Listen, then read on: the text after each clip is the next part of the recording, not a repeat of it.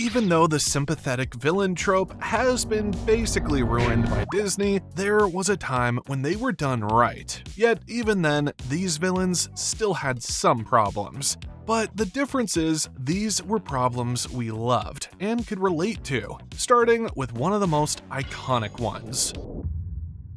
There are basically 4 major problems with sympathetic villains, with the 4th being particularly annoying. Yet the first is not something that annoys us because it's more about villains themselves than the audience. This problem is something we see play out in Toy Story 3. There is this moment in the movie when Lotso finally makes it back to his old home after his owner Daisy left him behind. He believes that once Daisy sees him, everything will go back to normal. So he climbs up to the window and sees her sitting there, happy, safe, reading a book. For a second, you can almost feel his hope. Then he sees it. Another bear. A brand new version of him, sitting right there in his place. It hurts, right?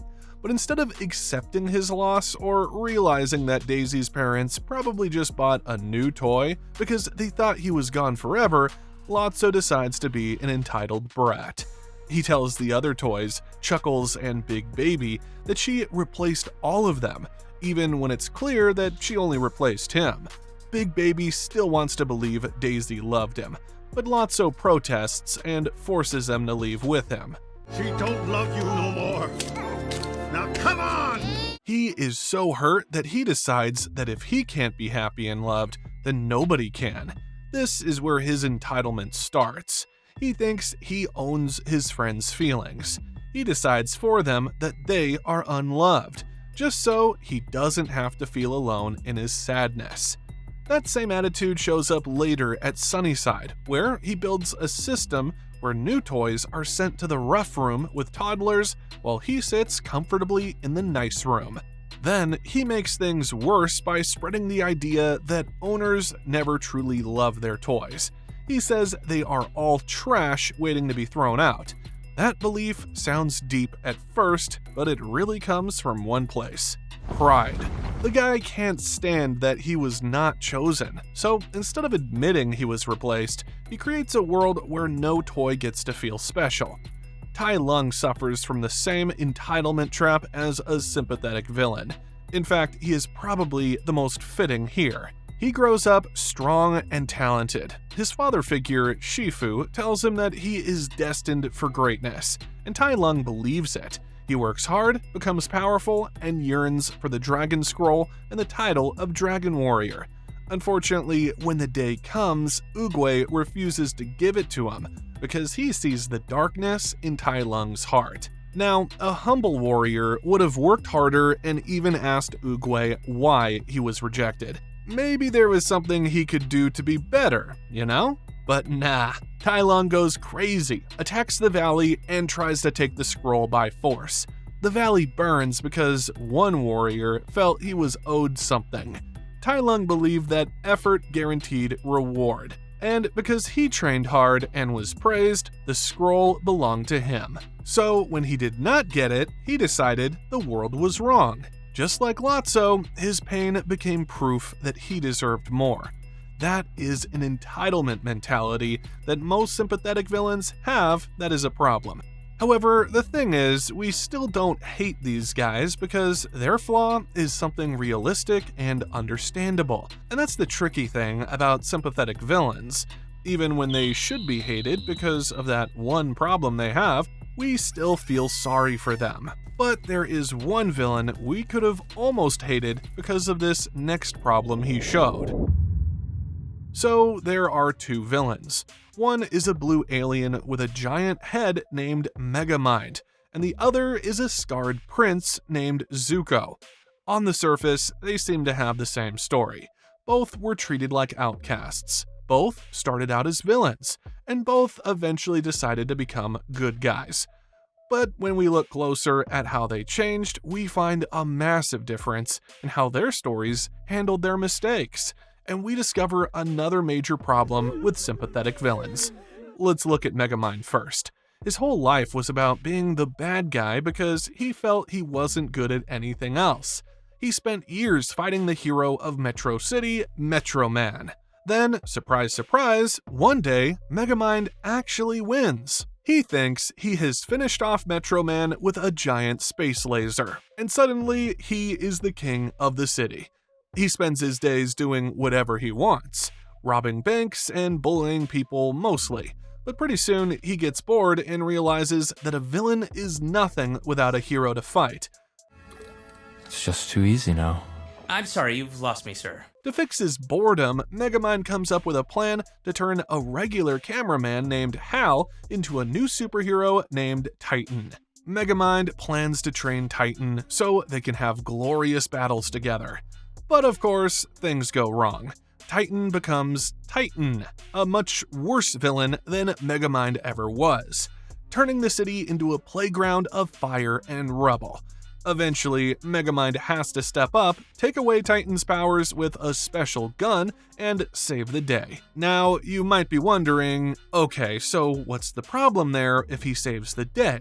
Well, just hold on to that thought while we talk about Prince Zuko. Zuko's story is completely heartbreaking. The guy was literally scarred and banished from his home by his own father, the Fire Lord.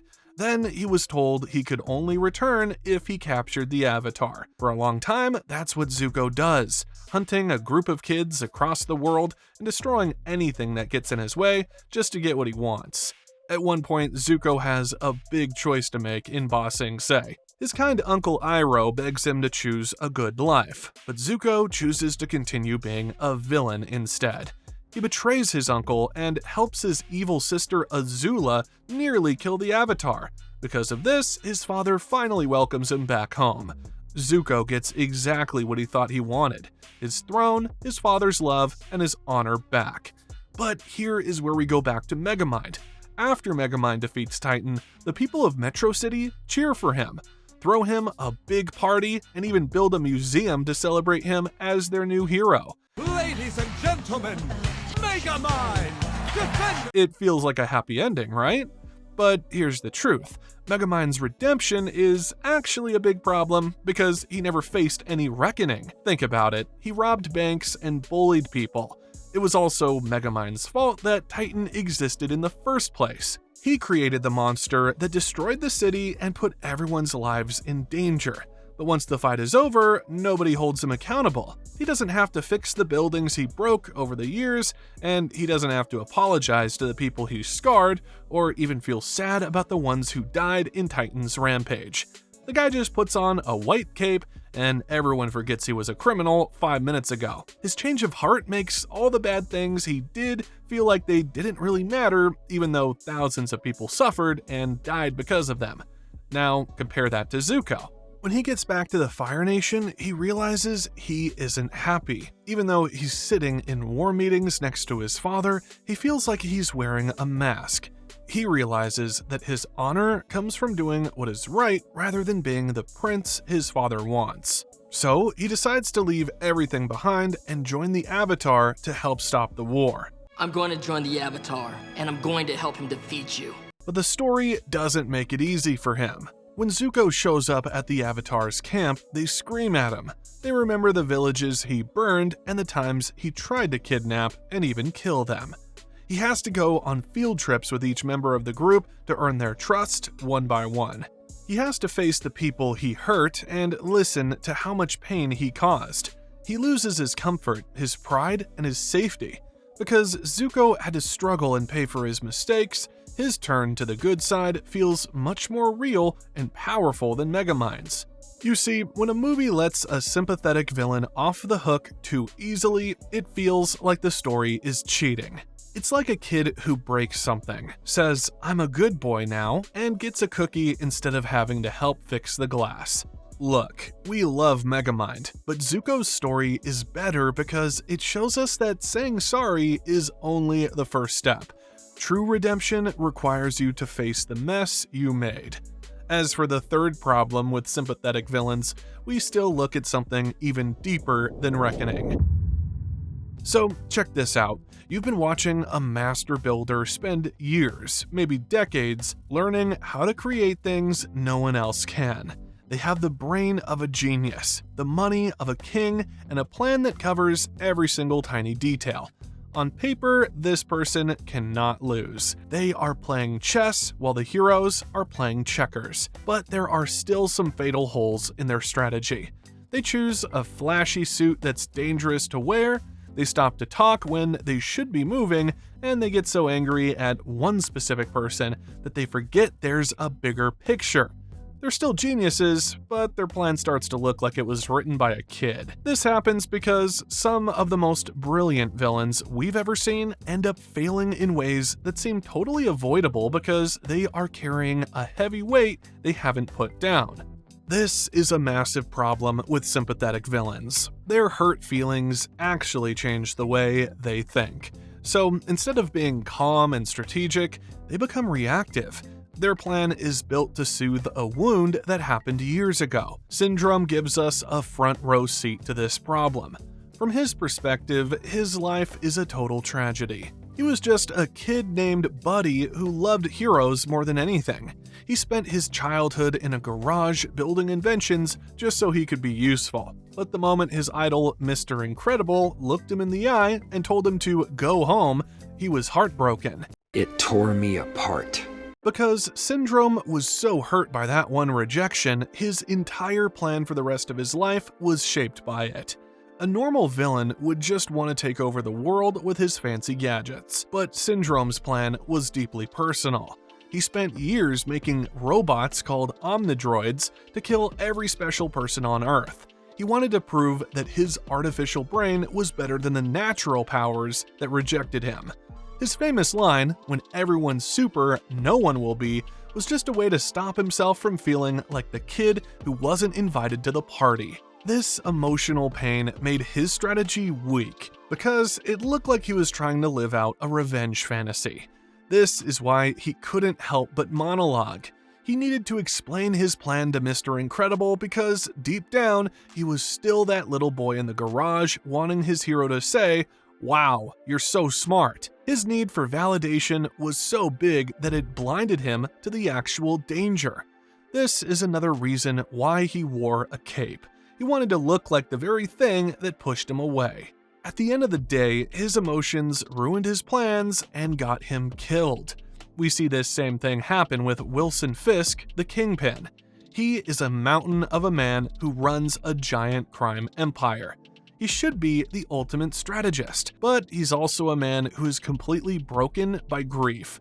He lost his wife and his son because they saw him being a monster and ran away into a car accident. What are you doing? Vanessa. Richard, come on.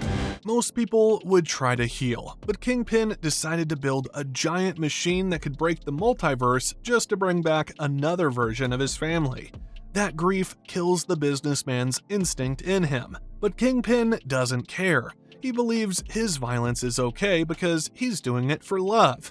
His grief makes him act like a bulldozer, destroying everything in his path without care. This is why he's okay with killing a kid and even destroying his own facility. Anything just to bring his precious wife and kid back. And when this doesn't work, he beats Miles Morales right in the middle of everything. Because he's angry and needs someone to blame. He could have been sucked into another multiverse in the process, but nah, Kingpin was only controlled by his emotions. When a villain is driven by their pain like this, they make mistakes that a cold antagonist would never dream of. Kingpin was so focused on the past that he couldn't see the many possibilities that his collider could achieve. Both him and Syndrome had the brains and the money to win. But because their pain was the one holding the pen when they wrote their plans, they left big gaps for the heroes to walk through. They let their bitterness and their grief drive the car, and that car ended up driving right off a cliff.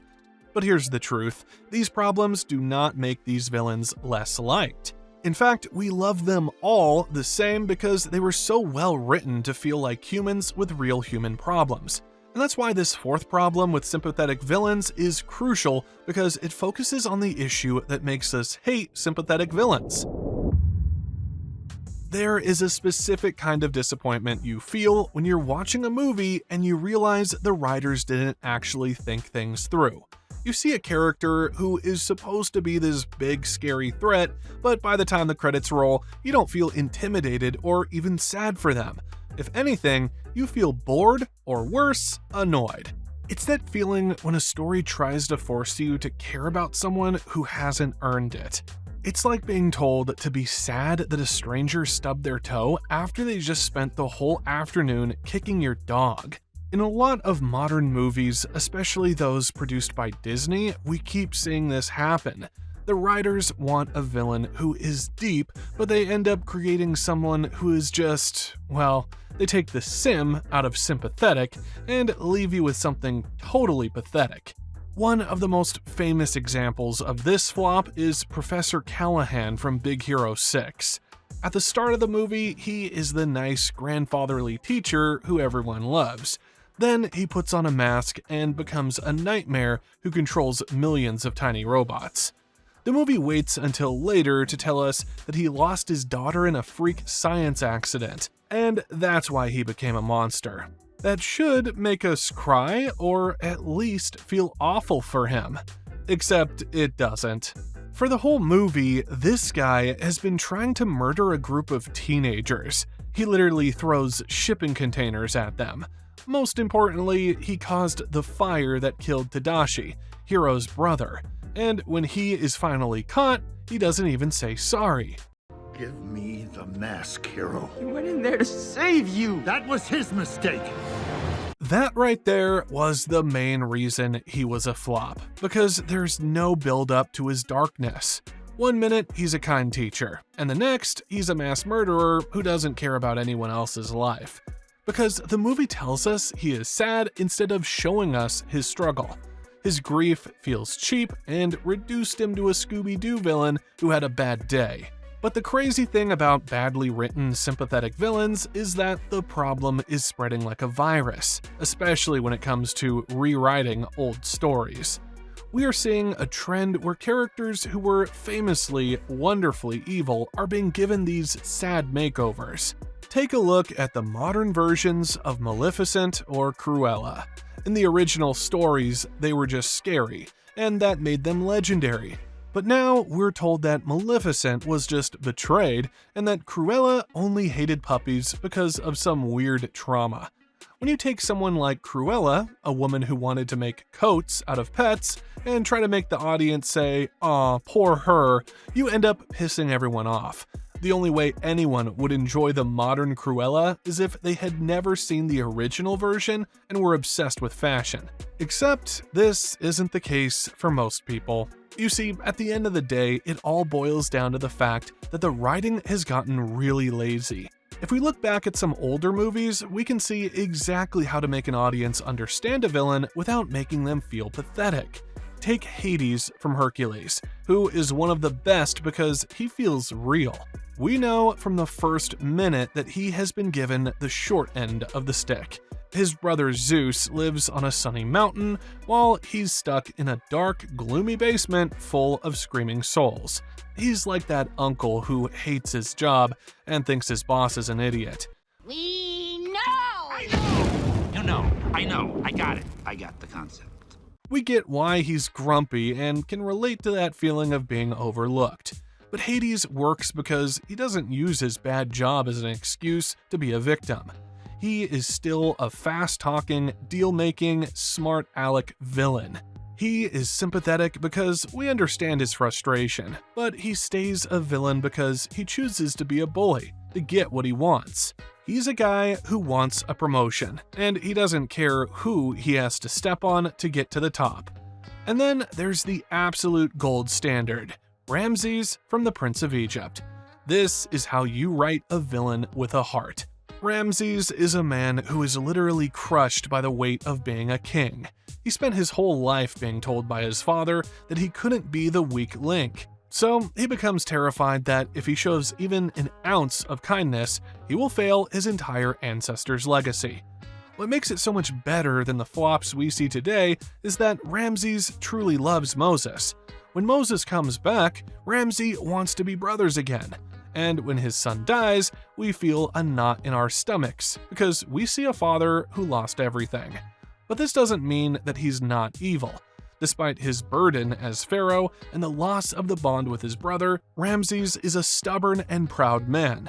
And the movie doesn't excuse this. It doesn't say, it's okay that you're a slaver because your dad was mean. When you compare Ramses or Hades to someone like Professor Callahan, you see the real problem. True sympathy comes from understanding a character's struggle, rather than a surprise, sad story at the end of the movie. Disney used to know that you could have a heart and still be a great villain. But lately, they've been so busy trying to excuse evil while forcing us to care. Now that we've covered sympathetic villains, what if we told you that many of them were once considered heroes? To understand how and why, go check out this video right here.